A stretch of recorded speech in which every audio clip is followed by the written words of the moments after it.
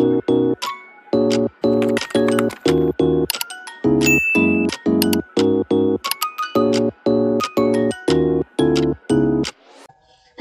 warahmatullahi wabarakatuh. Halo teman-teman semuanya, kembali lagi bersama saya Lailatul Huzana.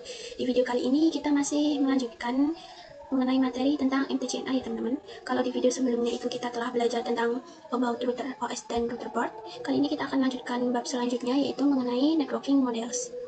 Oke, di sini kita langsung saja. Apa saja sih yang akan kita bahas di bab networking models ini ya teman-teman. Nah, jadi kita akan membahas yang pertama itu mengenai konsep networking models, yang kedua itu TCP IP model, yang ketiga itu encapsulation dan decapsulation, kemudian yang terakhir itu OSI layer models ya teman-teman. Oke, di sini kita langsung saja ke pembahasan yang pertama, yaitu mengenai konsep networking model ya teman-teman. Nah, jadi konsep networking model jaringan komputer itu mengacu pada perangkat komputasi yang saling terhubung serta dapat bertukar data dan berbagi sumber daya satu sama lain. Untuk terjalinnya proses bertukar data tersebut diperlukannya aturan yang mendefinisikan bagaimana kumpulan komputer agar bisa saling berkomunikasi. Nah, aturan tersebutlah yang disebut dengan networking models. Jadi, bagaimana setiap vendor dapat saling berkomunikasi dengan open standard networking models yang tersedia untuk saat ini ya teman-teman. Open Standard Networking Models yang tersedia dan terkenal ada dua, yaitu TCP/IP model dan OSI model. Jadi kesimpulannya, networking model ini adalah suatu aturan yang mendefinisikan bagaimana kumpulan perangkat komputasi bisa saling terhubung dan berkomunikasi.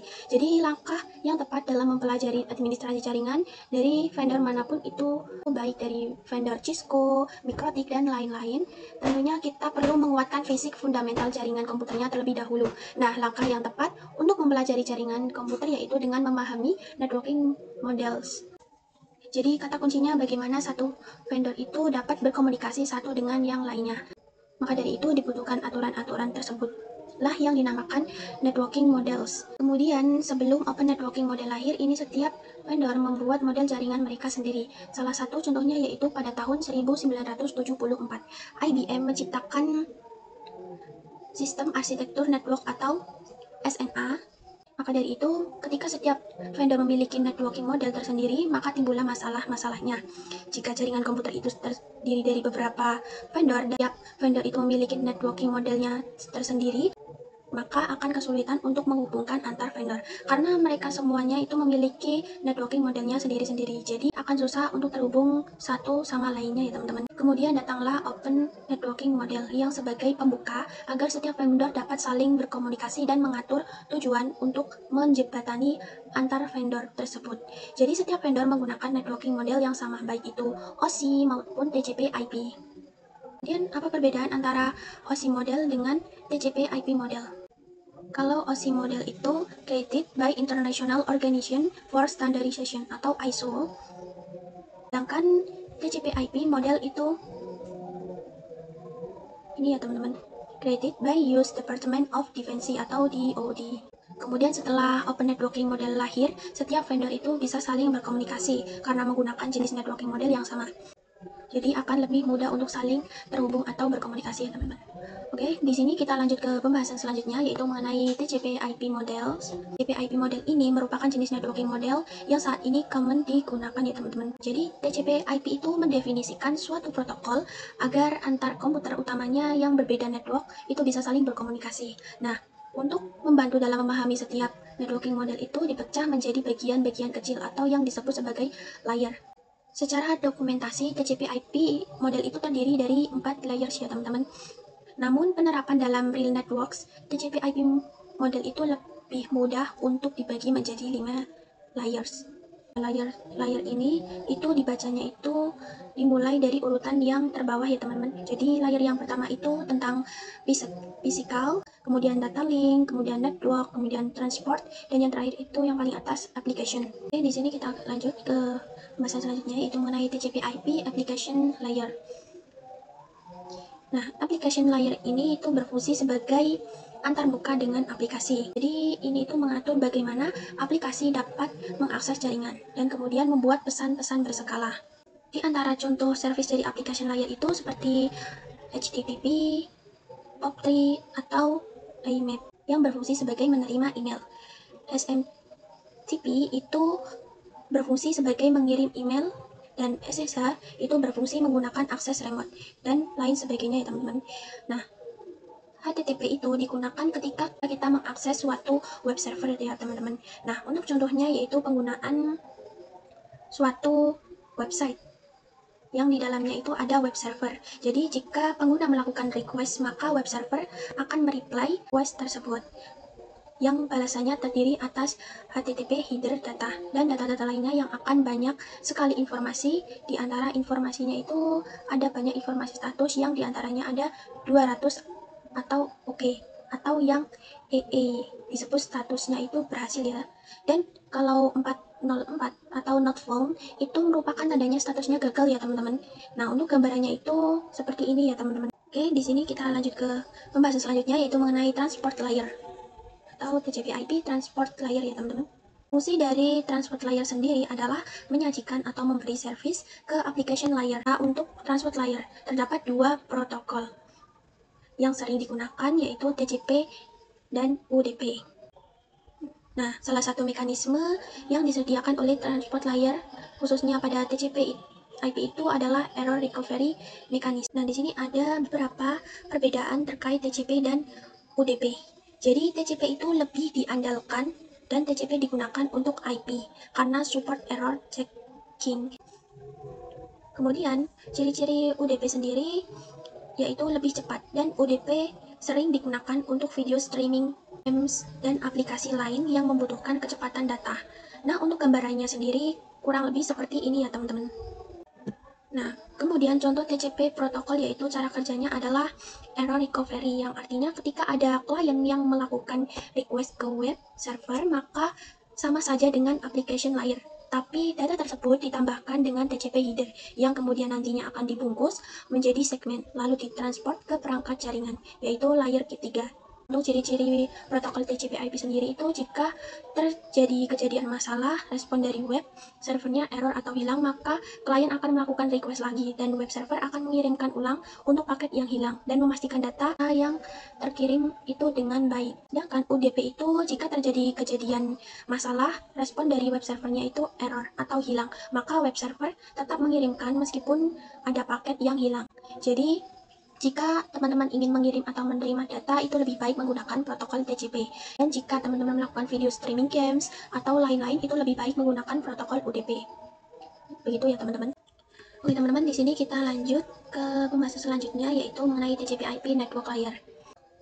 Nah, untuk network layer itu hanya satu contoh ya, yaitu IP. Dan IP itu menyediakan dua fitur yang sangat penting yaitu addressing dan routing, yang dimana berfungsi untuk menangani konektivitas dan pemilihan jalur. Setiap perangkat jaringannya memerlukan alamat unik di jaringan. Nah, kemudian untuk addressing ini yaitu kalau addressing itu bahwa IP address itu sendiri yaitu memberikan nama pada perangkat di jaringan komputer.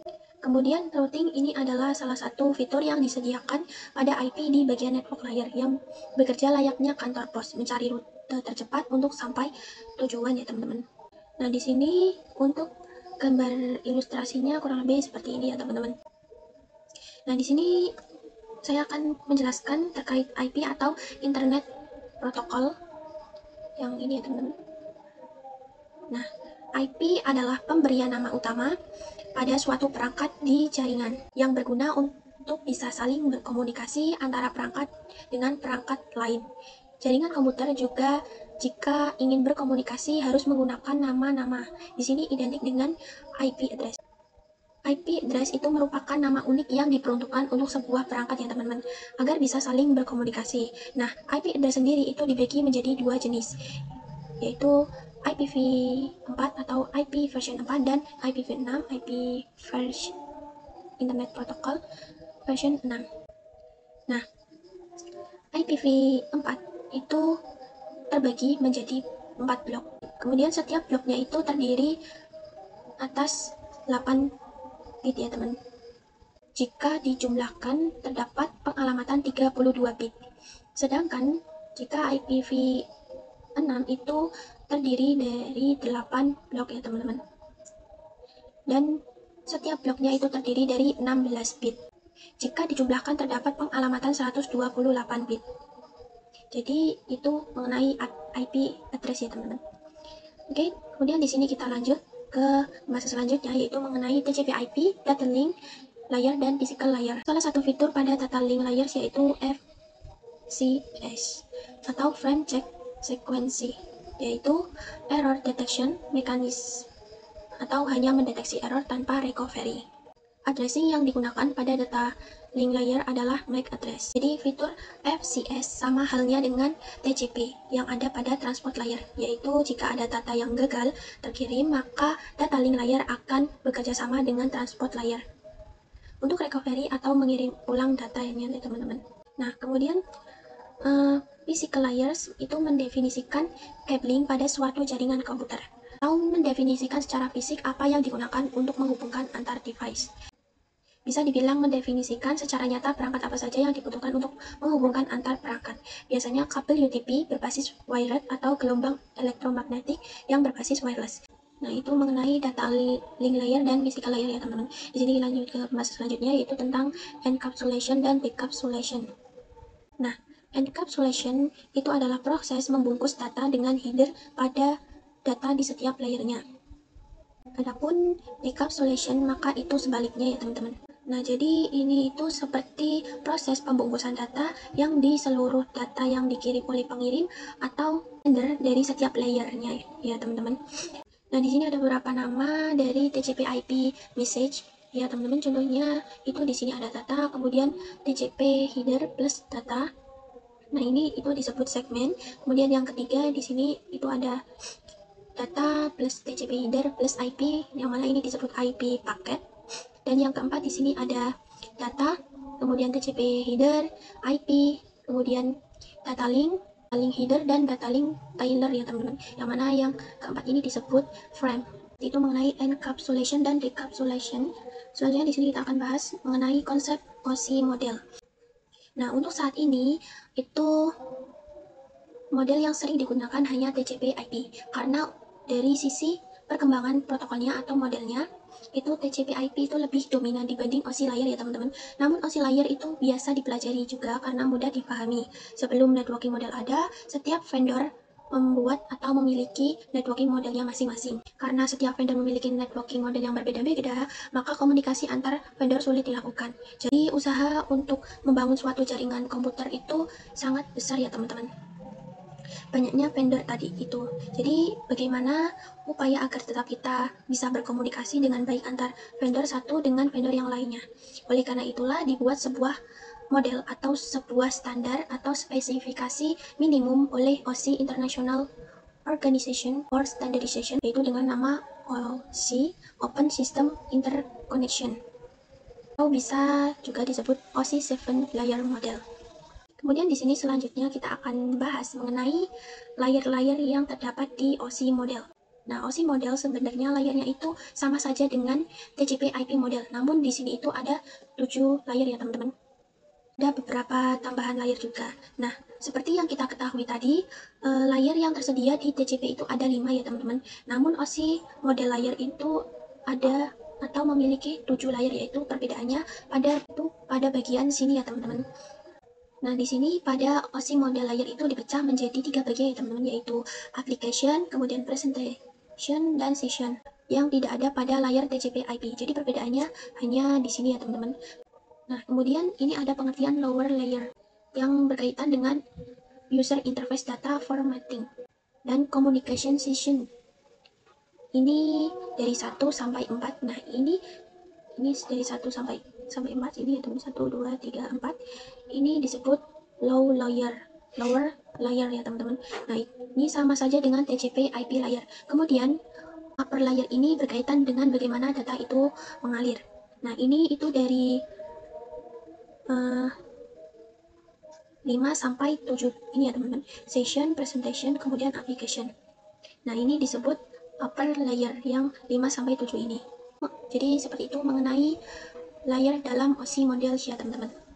Oke teman-teman, mungkin itu saja materi yang dapat saya sampaikan. Saya mohon maaf apabila ada salah kata dalam menjelaskan. Sekian dari saya. Wassalamualaikum warahmatullahi wabarakatuh. See you next video teman-teman.